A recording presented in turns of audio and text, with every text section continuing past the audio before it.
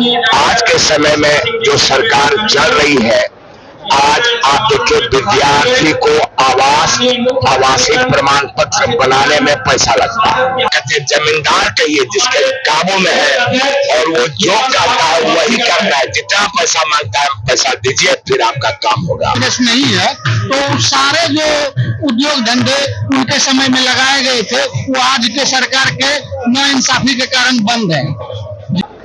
नमस्कार, आप देख रहे हैं बिहार डेली लाइव। मैं निखिल। आज हम मौजूद हैं सदाकत आश्रम में।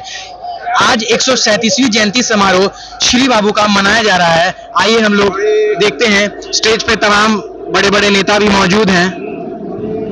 चलिए जनता से डायरेक्ट जुड़ते हैं और जानते हैं श्री बाबू का विचारधारा कैसा था और वो कैसे आदमी थे। चलिए। श्री बाबू हमारे बिहार के सर्वप्रथम है और उनका जो व्यक्तित्व रहा बहुत प्रशंसनीय रहा और आज के समय में उनका एक एक कर्म और एक एक कर्तव्य मतलब विचारणीय है और स्मरणीय है।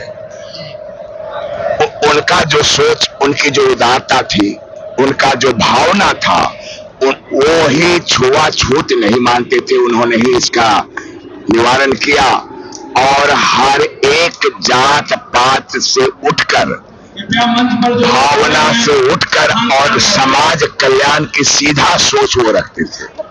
किसी तरह का भेदभाव, छोटा बड़ा, ऊंच नीच, किसी तरह का उनमें कोई अंतर नहीं रहता था और बहुत उदार थे।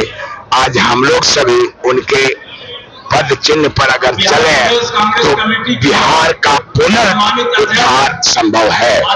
आज के समय में जो सरकार चल रही है, आज आप देखिए विद्यार्थी को आवासीय प्रमाण पत्र बनाने में पैसा लगता है। जो डेड बॉडी है, किसी गरीब का कोई मर गया तो डेथ सर्टिफिकेट बनाने में 500 रुपया लगता है।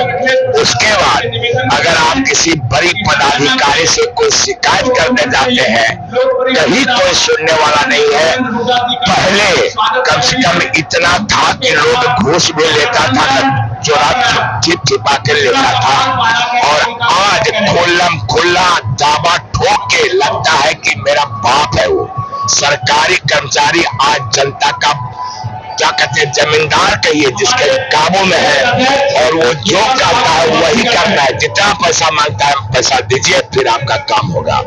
इस परंपरा को बदलने के लिए श्री कृष्ण बाबू का जो कार्यकाल रहा और उनका जो व्यवहार, उनका जो स्वभाव, उनका जो कार्य पद्धति रही, उसका अनुपालन आज के समय में एक उदाहरण हो गया है और ऐसा होना चाहिए, तभी हमारा बिहार का आम लोग सुखी संपन्न हो सकता है।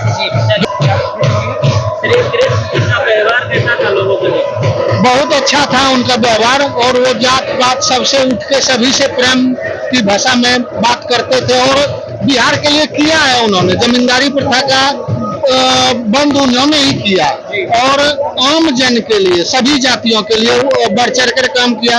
उनके राज में बिहार प्रथम स्थान पर था, मैंने टॉप के 1-2 राज्यों में आता था। जगह जगह जो आज झारखंड बना हुआ है हमसे कटके, वहाँ उन्होंने उद्योग धंधे लगाए, यहाँ भी बरौनी में लगाया, जगह जगह चीनी मिलें लगाई जो आज बंद पड़ी है। कांग्रेस की सत्ता जाते ही, आज 30 वर्षों से कांग्रेस नहीं है, तो सारे जो उद्योग धंधे उनके समय में लगाए गए थे वो आज के सरकार के नाइंसाफी के कारण बंद है। जी 2025 के चुनाव में किसको मुख्यमंत्री के पद पर देखते हैं? हम चाहते हैं कि डॉक्टर अखिलेश मुख्यमंत्री बने हमारे। जी श्री बाबू को आधुनिक बिहार का निर्माता और बिहार केसरी की उपाधि दी गई है और वो आजादी के पहले भी 1937 में बिहार का नेतृत्व करते आ रहे हैं। बिहार को उन्होंने बहुत ऊंचाई पर ले जाया और उसके बाद बिहार में उद्योग धंधे के विकास के मामले में शायद वो रफ्तार फिर पुनः हम लोग प्राप्त नहीं कर सके।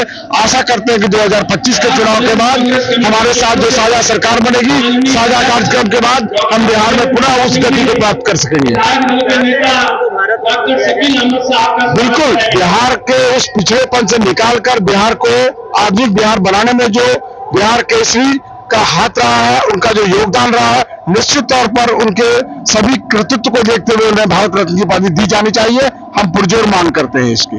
श्री बाबू यहाँ के प्रधान मुख्यमंत्री थे, बहुत बेहतर नेता, ईमानदार नेता, बहुत अच्छे प्रशासक जी। और लंबी सूझबूझ वाले थे वो। लोगों के बीच उनका व्यवहार कैसा था? अपनी बहुत ही बेहतर। जी जी हाँ, सामान्य जन थे वो।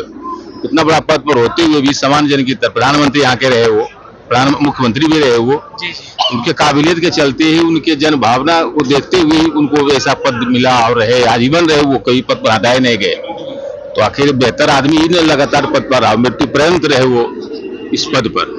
जैसा कि आपने सुना, श्री बाबू आधुनिक बिहार के निर्माता थे और उनको भारत रत्न भी मिलना चाहिए, ऐसा लोगों का मानना है। तो चलिए, ऐसे तमाम खबरों से बने रहने के लिए जुड़े रहिए बिहार डेली लाइव पर। धन्यवाद।